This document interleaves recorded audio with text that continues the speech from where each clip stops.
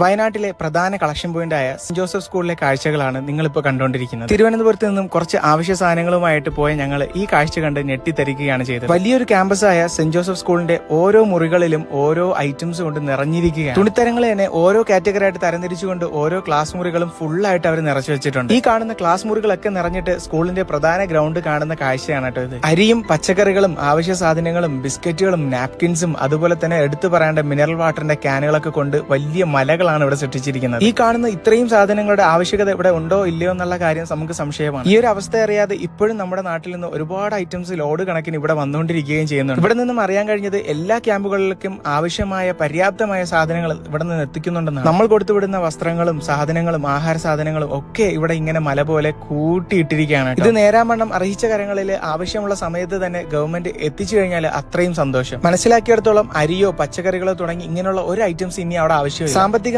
സഹായിക്കാൻ പറ്റുന്നവർക്ക് അങ്ങനെയും, ഇനി വീടുകൾ നഷ്ടപ്പെട്ട ആൾക്കാർക്ക് പുതിയ വീടുണ്ടാക്കി കൊടുത്തു കഴിഞ്ഞാൽ അതിലേക്ക് വേണ്ട ഫർണിച്ചറുകളോ അതുപോലുള്ള ഐറ്റംസോ മാത്രമാണ് ഇനി നമുക്ക് അവിടെ ആവശ്യമായിട്ടുള്ളത്. ഓരോ ക്യാമ്പുകൾക്കും വേണ്ട സാധനങ്ങളാണ് അവിടെ നിരത്തി വെച്ചിരിക്കുന്നത്. മാത്രമല്ല ഇപ്പൊ തമിഴ്നാട്ടിൽ നിന്ന് പോലും അവിടെ സാധനങ്ങൾ ഒരുപാട് വന്നുകൊണ്ടിരിക്കുകയാണ്.